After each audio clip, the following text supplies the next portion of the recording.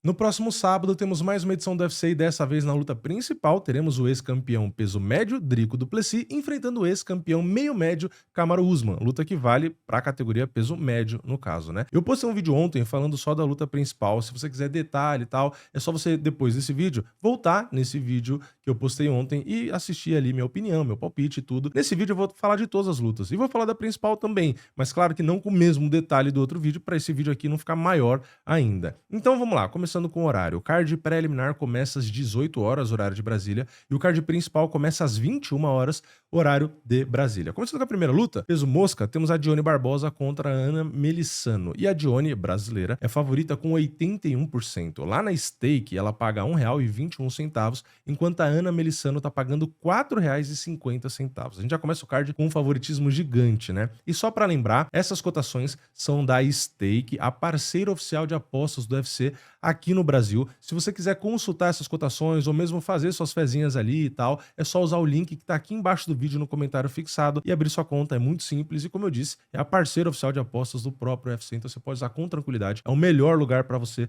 fazer isso, tá? Então vamos lá, começando com a Azarona para manter a tradição, a Ana Melissano tem 6 vitórias e 1 derrota, ela tem das vitórias 2 nocautes, 1 finalização e 3 decisões, e ela só perdeu uma vez que foi finalizada e que foi na primeira luta profissional dela. Só que, olhando assim no cartel, parece que ela não tem tanta experiência, mas ela tem um pouco ali de luta amadora, tá? Então ela consegue ter uma experiência um pouco maior que esse número mostra, tá? Ela tem vitórias e derrotas, tem derrota por finalização nas amadoras, tem nocaute, enfim, então ela tem uma experiência um pouco maior do que isso mostra. Mas o fato é, ela vai fazer a sua estreia no UFC e a gente sabe que o nível é bem diferente dos outros eventos, tá? Já a Dione, que tudo bem, não tem uma sequência de vitórias igual a Ana Melissano, mas ela está dentro do UFC, então a gente tem que pesar isso, né? Ela conseguiu seu contrato lá em 2023 no Contender Series, aí ela venceu 3 lutas e perdeu 2, só que ela intercalou esses resultados, ou seja, ela ganha a estreia dela, aí ela perde, aí ela ganha, aí ela perde e ela ganha. Então ela não conseguiu até agora 2 vitórias seguidas, vamos ver se ela consegue nessa luta, né?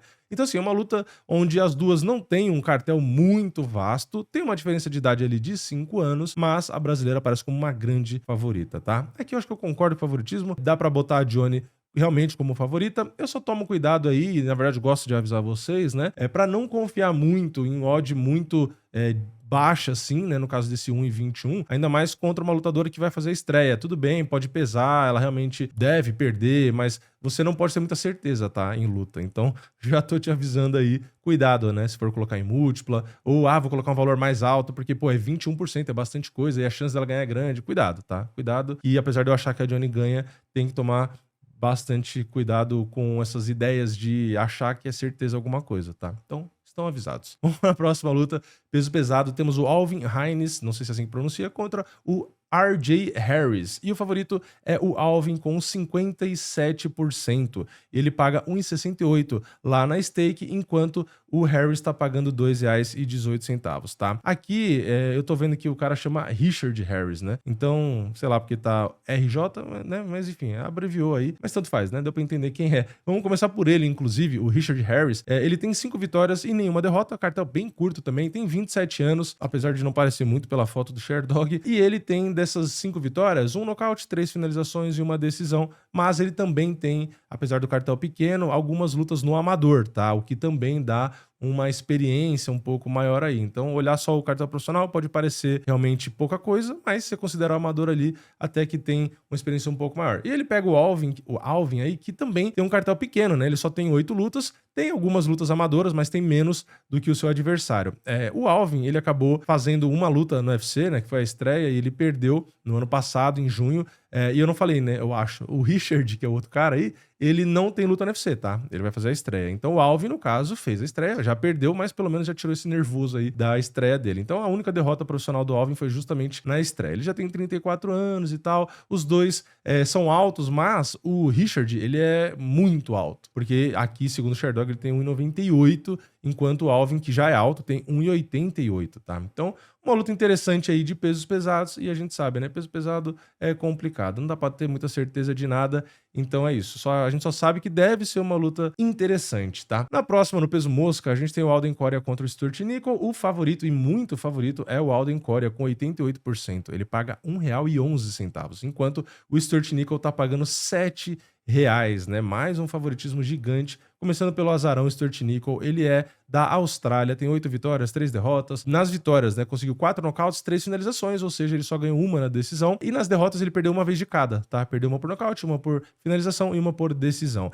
Ele precisa urgentemente vencer, tá? Porque desde que ele chegou no UFC, ele fez 3 lutas e perdeu as 3, ou seja, ele chegou no UFC, fez 3 lutas e perdeu uma de cada tipo. Então ele, na estreia, perdeu finalizado, na segunda ele perdeu na decisão e na última ele foi nocauteado. Então ele chegou invicto no UFC e já colocou essa sequência horrível de 3 derrotas, uma de cada tipo. E ele vai enfrentar, né, o Alden Coria, que é o favorito, como eu disse, e bastante, né, não à toa, porque o outro vem de 3 derrotas, e ele vem com um cartão interessante, né, 12 vitórias e só 3 derrotas. A última luta que ele perdeu foi em 2024, então ele fez 6 lutas depois, ganhou 5 e uma foi um no contest. E ele fez a sua estreia em 2025, né, no ano passado, em setembro, e esse ano, em fevereiro, ele lutou de novo. Então, ele ganhou as 2 lutas no UFC, né? A primeira dele, que foi contra o Alessandro Costa, quando ele nocauteou no 3º round, e a última contra o Luiz Gurulho. Então, um cara que tem um cartão interessante, tem lutas amadoras também, com vitórias. Então, é completamente compreensível, né, o favoritismo. Talvez o tamanho seja discutível, porque você pode falar, mas um cara que vem embalado com um monte de vitória contra um cara que vem com um monte de derrota, faz sentido ser R$7 ali pro azarão. Eu ainda não acho, tá? Eu acho que poderia botar uns 4,50 ali, que ainda assim é bastante coisa, às vezes chutando alto uns 5, mas realmente 6, 7, 8, 9, quando chega nesses limites assim, eu acho que é muito,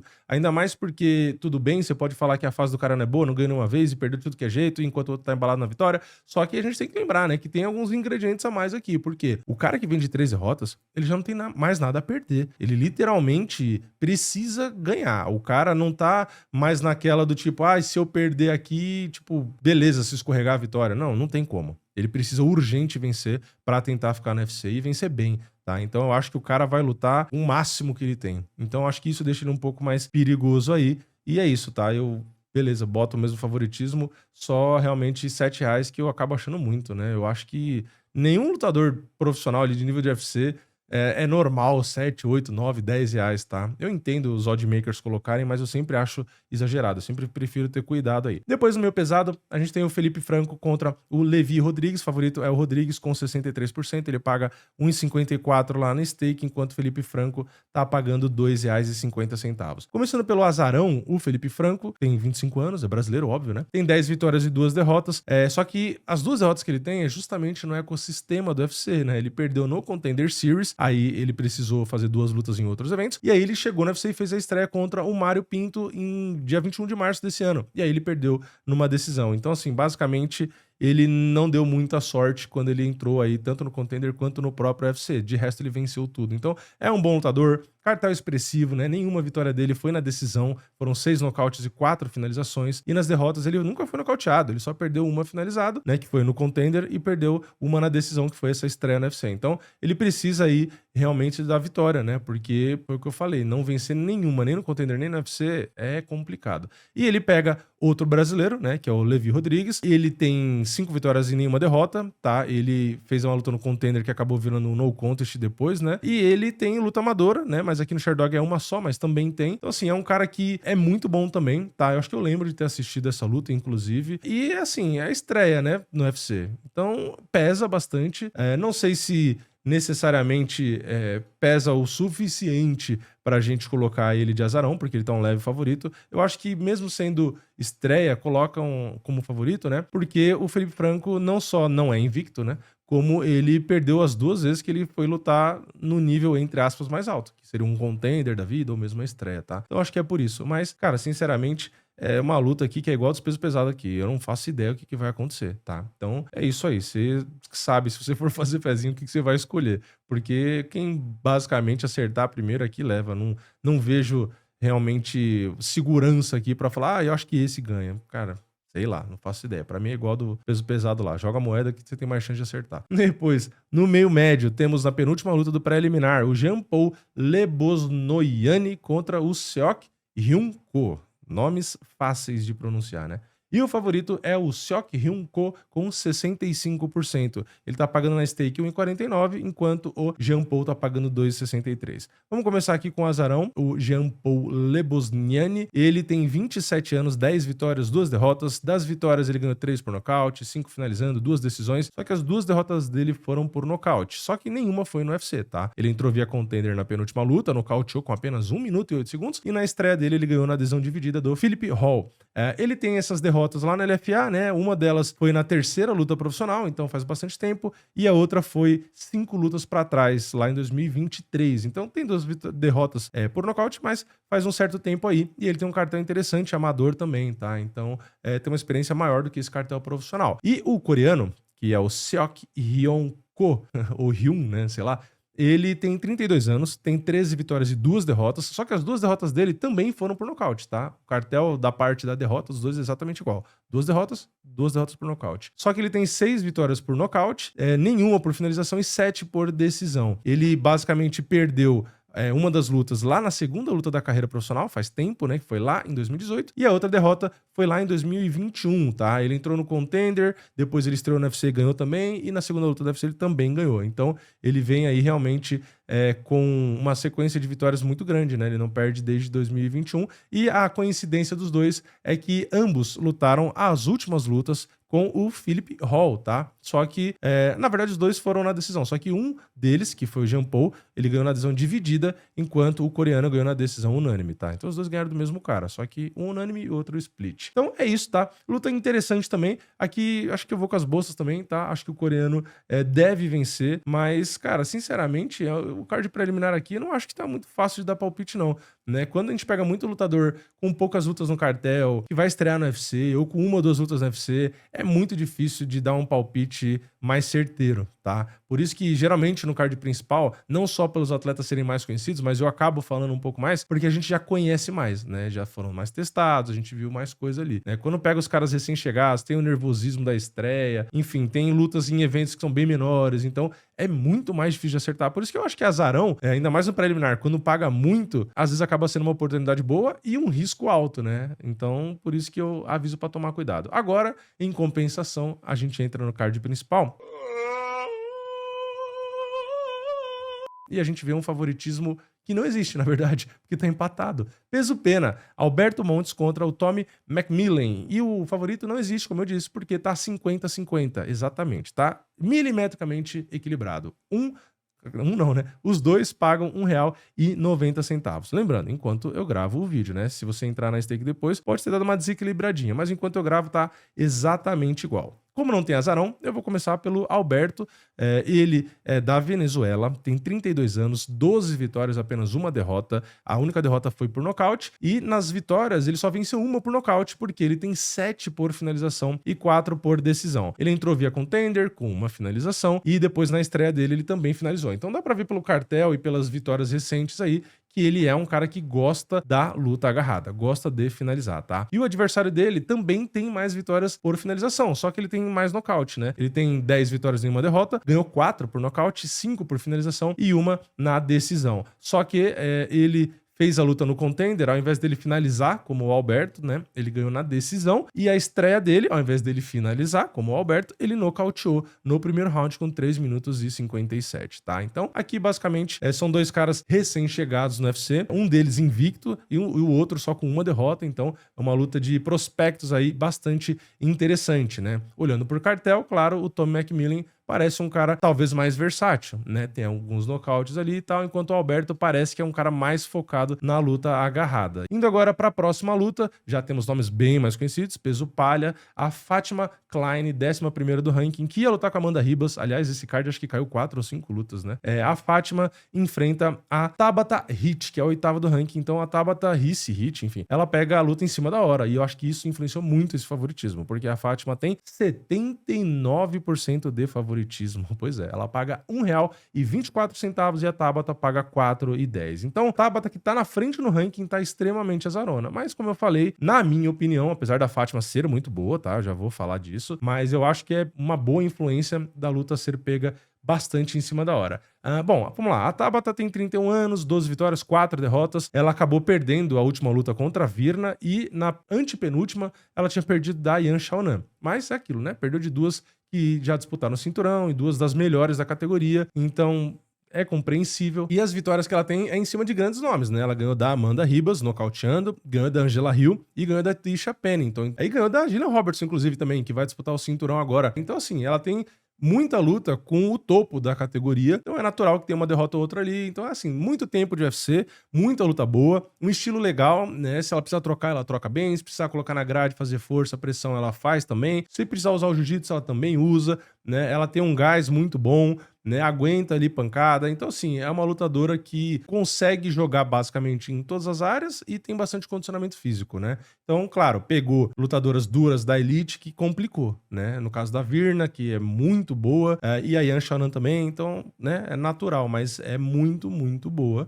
E ela pega acho que é Fatima que fala, né? Enfim, sei lá. Pega a Klein, que é uma lutadora que vem de 3 vitórias seguidas, tá? E 2 delas por nocaute. Ela nocauteou a Dudakova e a Melissa Martinez, e na última ela ganhou a adesão da Angela Hill. E a derrota que ela tem é contra a Jasmine Jasudavicius, que foi na estreia dela no UFC. É uma lutadora muito boa, só 26 anos, né? 4 vitórias por nocaute, 4 na decisão e 1 na finalização. Só perdeu uma que foi na decisão, que eu acabei de falar. E tudo bem, assim, pode até botar de favorita, mas eu acho que até influencia o meu palpite, realmente. Acho que a Tabata, se preparando, talvez eu até colocasse ela de favorita, né? Mas em cima da hora a gente realmente sabe que é muito complicado. Então eu vou aqui com a Klein de favorita, mas sinceramente, pra mim é uma luta que a Fatima Klein aí devia estar com uns 60%, tá? E de novo, uma luta as duas preparadas, talvez até desse, talvez, não tô batendo martelo, mas talvez desse até pra colocar a Tabata de favorita, tá? Então é isso, eu vou com as bolsas, só que ao invés de 80, eu coloco aí uns 60, porque a Tabata pode sim tentar fazer um jogo mais chato ali, né? Se ela precisar. Geralmente, ela consegue ir no jogo fraco das oponentes, né? Assim, geralmente, né? Geralmente. É complicado porque se pega lutadoras como a Virna, o jogo dela de pressão, de grade e tal, a gente viu que não funciona necessariamente tão bem. Mas é isso, tá? Eu concordo com o favoritismo, mas colocar a Tabata pagando mais de R$4, eu acho que tá bem, bem exagerado. Depois a gente vai pro peso leve, temos o Chase Hopper contra o Mitch Ramirez. Chase Hopper muito favorito, 76%, ele paga R$1,28, enquanto o Mitch Ramirez tá pagando R$3,70. Chase Hopper é aquele moleque novo, magrelinho, né? Tem 26 anos, é um cara excelente no jiu-jitsu, mas realmente ele vinha evoluindo na trocação, mas nas últimas lutas a gente viu que sumiu, assim, né? A trocação um pouquinho melhor e até o cuidado, né? Porque ele perdeu as duas por nocaute, as duas no primeiro round, e ele vinha até com hype de ter favoritismos grandes, então acabou tropeçando bastante aí. E ele pega o Mitch Ramirez, e não sei porque eu comecei falando pelo favorito, né? Mas agora já foi. Ele pega o Mitch Ramirez, que também vem meio complicado, né? E das últimas 5 lutas, ele perdeu 3. Inclusive, ele perdeu do Contender, aí ele fez a luta na LFA e chegou no UFC. Aí ele chega no UFC, ele perde pro Thiago Moisés por nocaute, depois ele perde do Mike Davis por nocaute também. Então, assim, é um cara bom, só que tem um cartel curto e quando entrou, igual eu falei no card preliminar do outro cara, né? Quando entrou no ecossistema do UFC, perdeu todas. Então, acho que por isso que o Chase Hopper, mesmo com derrotas também, é favorito. Mas eu, sinceramente, acho que até falei no vídeo de resultado da última luta do Chase Hopper, eu meio que perdi um pouco da confiança. Então, apesar dele ser um excelente lutador de jiu-jitsu, ficou nítido que se o adversário mantém a luta em pé, acerta uns golpes bons nele ali, meio que desanda, tá? Então, sinceramente, eu não confio tanto, mesmo o Mitch Ramirez tendo muitas derrotas recentes aí, né? Porra, 3 derrotas das últimas 4 lutas. Eu ainda assim não confio tanto no Chase Hopper, não, tá? Então, eu acho que é trauma, né? Quebrei a cara nele umas 2, 3 vezes, então eu aqui, beleza, vai. Ainda bota o Chase Hopper, porque se ele se embrulhar com o cara ali, que é o que ele deve fazer, porque ele vem de 2 nocautes, ele realmente deve vencer. Só que confiar a ponto de botar 76%, aí pra mim é loucura, tá? Não dá. Não consigo acreditar tanto nele, não, né? Comenta aqui, você confia tanto assim? Né? Então é isso. Meu palpite é Chase Hopper, mas talvez a fezinha eu arrisque aí no Mitch Ramirez, isso sim, porque se ele acertar uma mão ou outra ali, o Chase Hopper, coitado, se perde e já era, né? Depois, indo pro peso médio, temos o Christian Leroy Duncan contra o Jared Cannonier. O Jared Cannonier é o 11º, o Christian Leroy Duncan é o 13º, e o favorito é o Duncan, que tá atrás no ranking, né? ele tem 73% de favoritismo, ele paga lá na stake 1,33, enquanto o Jared Cannonier paga 3,40. Começando pelo azarão, o Jared Cannonier, das últimas 4 ele perdeu 3, tá? Ele só ganhou do Robocop por nocaute lá no quarto round, e as derrotas foram pro Nassourdine Imavov, pro Caio Borralho e pro Michael Page. A primeira delas, que foi contra o Imavov, foi por nocaute. As outras duas foram na decisão. É um cara que ficou no topo muito tempo, é um cara bom, é um cara perigoso, ainda mais ali na trocação. Só que é um cara que já tem 42 anos, tá? Ele, beleza, tem 11 nocautes, é um cara que lutou em várias categorias, enfim, é um cara sólido, né? É um cara que realmente, como eu disse, conseguiu ficar muito tempo no topo, apesar das derrotas ele consegue performar bem. Lembrando, ele ganhou do Sean Strickland, por exemplo, que voltou a ser campeão, ganhou do Marvin Vettori, que é muito complicado, ganhou do Robocop, ganhou do Kelvin Gastelum. Pô, tem um monte de vitória aí, né? Mas, porra, 42 anos, apesar de ele ter um shape absurdo, faz muita diferença, né? E ele pega o Christian Leroy Duncan, que apesar de não parecer, ele tem 30 anos só, 14 vitórias, 2 derrotas, ele tem 10 nocautes, ele vem embalado aí em 4 vitórias, tá? Ele conseguiu nocautear ali o Eric Enders, o Marco Túlio, na mais recente ele ganhou do Roman Dolidze, então, apesar dele ter perdido do Robocop, né, que o Jared Cannonier ganhou, ele vem bem mais embalado, né? Não vem perdendo recente, igual o Jared Cannonier. Então aqui, talvez, se o Jared Cannonier tivesse um tempinho atrás aí, na verdade, fazendo essa luta, eu acho que até arriscaria nele, tá? Mas o momento do Christian Leroy Duncan é absurdo, e ele na trocação é muito bom, tá? E se a luta tivesse 5 rounds, talvez pela experiência do Jared Cannonier, mesmo ele sendo mais velho, eu acho que ele tá tão acostumado e ele tão mais estratégico e tal, que talvez até fizesse sentido, mas cara, só 3 rounds ali, acho que dá para o Christian Leroy Duncan fazer uma luta mais confortável e não necessariamente morrer no gás. Então eu acho que a diferença de idade, de reflexo, ainda mais que ele é muito talentoso na trocação, bate muito forte. Não sei se o Cannonier aguenta o tranco não, tá? Então aqui eu vou com as bolsas também. E a porcentagem até que dessa luta, eu não acho que tá tão ruim. Apesar de, porra, você bater o olho e falar, porra, mas é o Cannonier e tal. Mas, cara, a área que o Cannonier luta é o melhor do Christian Leroy Duncan. Então, eu acho difícil ele conseguir arrumar alguma coisa. Claro, luta é luta. O Cannonier bate forte, tá de luvinha, ele pode acertar e nocautear. Mas eu vejo muito mais qualidade, repertório, idade, enfim, porra, tem muita coisa a favor do Christian Leroy Duncan. Então, pra mim, o natural é ele vencer aqui. E eu nem duvido que ele consiga nocautear, tá? Então, é isso, concordo com as bolsas aqui. E na luta principal temos peso médio, Dricus du Plessis, segundo do ranking, contra o Kamaru Usman, que é o 9º do meio médio, lembrando, né, ele tá voltando pro peso médio agora. E o favorito é o du Plessis com 72%, ele paga R$ 1,34, enquanto o Usman tá pagando R$ 3,25. Começando pelo azarão, 21 vitórias, 4 derrotas, ex-campeão peso meio médio, né, 9 nocautes na carreira, 11 vitórias por decisão, só finalizou uma, e nas derrotas perdeu uma por nocaute, uma por finalização, 2 na decisão. Ele vem numa fase ruim, né? Porque das últimas 5 ele perdeu 3, aliás, 3 derrotas seguidas, né? 2 pro Leon Edwards e uma pro Shimaev, mas ele fez realmente uma última luta muito boa contra o Buckley, só que foi no meio médio, não foi no peso médio, tá? Na luta que ele fez no peso médio, sendo justo, né? Ele lutou com o Shimaev, parecia que se a luta durasse mais, ele até poderia virar a luta, né? Só que a luta não durou, né? Então, perdeu.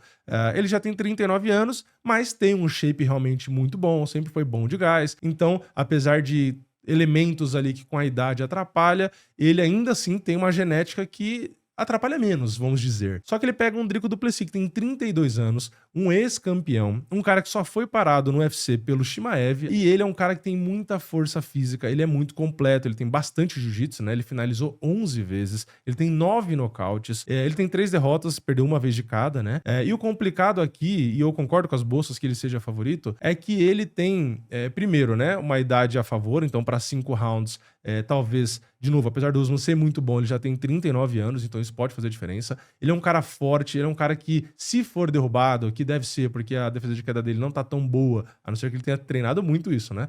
Por trauma aí com o Shimaev. Mesmo que ele seja derrubado, ele tem jiu-jitsu pra oferecer risco pro Usman, né? Então a gente sabe que o Usman, ele derruba e controla, mas quando os caras são muito habilidosos ali no jiu-jitsu, ele derruba menos, fica um pouco mais cauteloso, então talvez ele tente tomar um pouco de cuidado. Não dá pra ele fazer esse jogo de queda e controle os 5 rounds, né, por 25 minutos, porque, de novo, ele não tem o mesmo gás que ele tinha quando era mais novo. Então, assim, é uma luta onde tem muitos riscos pra ele. Apesar de achar o Usman realmente, talvez no papel, um lutador melhor que o du Plessis, né, eu acho que ser a categoria do du Plessis faz diferença, a idade faz diferença. E o Duplessis é um cara que ele tem um jogo de pressão que eu acho que pra quem é mais velho também é complicado, tá? Então é isso. Acho que o Usman é bem refinado no wrestling, na trocação e tudo. Só que acho que o jiu-jitsu do Duplessis pode encher o saco e essa imprevisibilidade, esse jeito maluco dele lutar também vai atrapalhar o Usman, tá? Então eu acho que se o Usman conseguir derrubar, ele pode realmente pontuar round e tudo, mas acho difícil ele nocautear, acho difícil ele finalizar.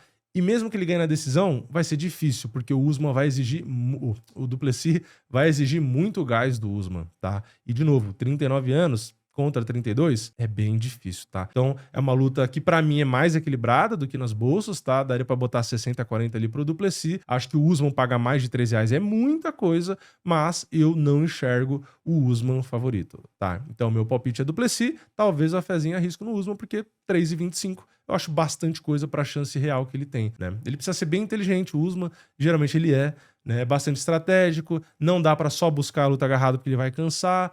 Então, assim, ele precisa lutar mais no contragolpe, deixar o Duplessis procurar a luta, porque o Duplessis se expõe, né? Então, se o Duplessis busca a luta, ele pode capitalizar na trocação, ele pode derrubar, ele pode controlar. Então, eu acho que é mais ou menos isso, né? Ele tem que deixar meio que o Duplessis fazer o jogo dele e o Usman capitalizar nos erros ali, né? Mas, claro, se começar a perder 1, 2 rounds, aí vai precisar do senso de urgência, aí vai ter que ir atrás. Então, assim, é uma luta difícil para ambos, né? Mas eu acho, sinceramente, que ser a categoria do Duplessis e ele ser 7 anos mais novo, eu acho que vai complicar pro Usman por isso, tá? Mas luta boa, intrigante, né? De novo, no papel, eu acho o Usman um melhor lutador, mesmo. Só que acho que às vezes não é suficiente, né? Nem sempre o melhor vence, eu já falei isso, né? Entra aí questão de idade, ritmo de luta, a fase da carreira, enfim, até força física também. Eu tento confiar geralmente no cara melhor no papel, mas aqui eu não consigo, tá? Eu acho que o Usman não vai aguentar a força e essa pressão, essa vontade que o Duplessis coloca ali. Acho que o Usman vai, no começo, se dar bem, talvez, mas vai arrefecer com o passar do tempo da luta ali, né? Eu acho que vai ser difícil fazer tanta isometria e consumir tanto gás com praticamente 40 anos. Mas é isso, esse é o card, um card interessante, tá? Tem alguns nomes brasileiros, a luta... Na verdade, o card principal tá legal, né? Acho que a luta principal é bem interessante, porque o Duplessis, apesar do Usman fazer luta chata, às vezes o Duplessis é interessante. Christian Leroy, Duncan e Cannonier eu acho que vai ser uma luta legal. O Cheesy Hopper sempre é entretenimento, apesar de, às vezes, ele lutar muito bem, às vezes ele faz merda, então, né? Tem entretenimento. Tabata Hit é sempre legal de assistir ali, né? Tem a luta dos dois na primeira do principal, né? Que tá muito equilibrado e são dois caras que vêm muito bem, então também acaba sendo interessante. E no preliminar aí tem Brasil, enfim, tem um monte de luta legal, né? Talvez não muito conhecidas pelo público, mas eu espero aí um card, talvez uma nota 7, né? Então tô com uma expectativa boa aí pra esse card. Então é isso, comenta aqui embaixo a sua opinião sobre o card, sobre qualquer luta, enfim, comenta o que você quiser. Deixa o like no vídeo se você gostou, se inscreve no canal, ativa o sininho e eu vejo vocês na próxima. É nóis, valeu, falou!